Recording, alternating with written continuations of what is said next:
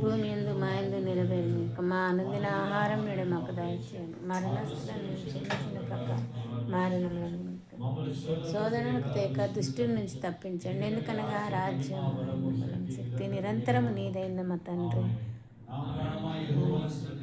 నా అంతరంగంలో సమస్తం ఆయన పరిశుద్ధ నామమును సన్నిధించు. నా ప్రాణమా ప్రభు యేసును సన్నిధించు. ఆయన చేసిన ఉపకారములు దేనిని మరొక. ఆమేన్. ఆశీర్వాద ప్రార్థనతో మనం ముగించుకోబోతున్నాం దైవజనమా.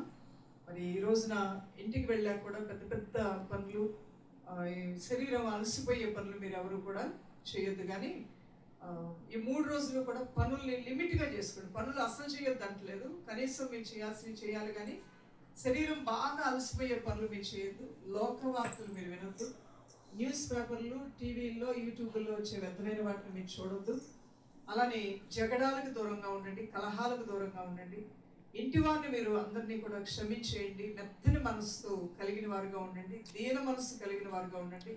అసలు ఇప్పటికే మీ మనసును దేవుడు తేలికపరిచాడు, నూతనపరిచాడు. హల్లెలూయా.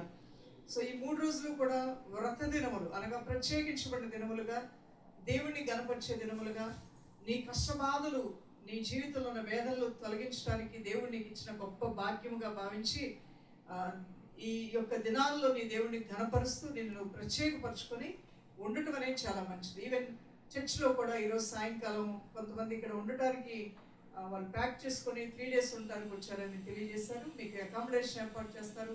ఇంకెవరైనా మీరు రిజిస్ట్రేషన్ చేయించుకోకపోతే చేయించుకోండి. ఎందుకంటే ఫుడ్ ఎంతమందికి సాయంకాలం ఫుడ్ ఉంటుంది, మార్నింగ్ బ్రేక్ఫాస్ట్ ఏ ఉండదు, మధ్యాహ్నం లంచ్ ఏ ఉండదు.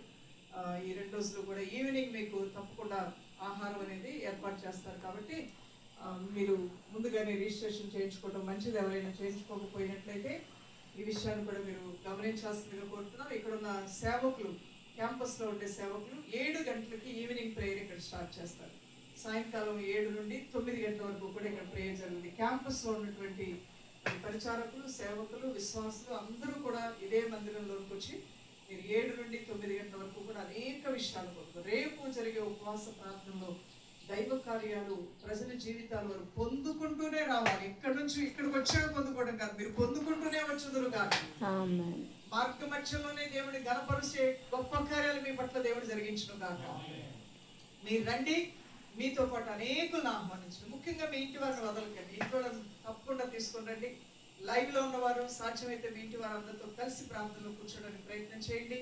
అనేకులకి ఈ లింక్ని షేర్ చేయండి. ఎందుకంటే ఇది మనం రహస్యంగా చేసే ఉపవాస ప్రార్థన కాదు, మనం సమాజంగా చేసే ప్రార్థన. సమాజంగా చేసే ప్రార్థనలు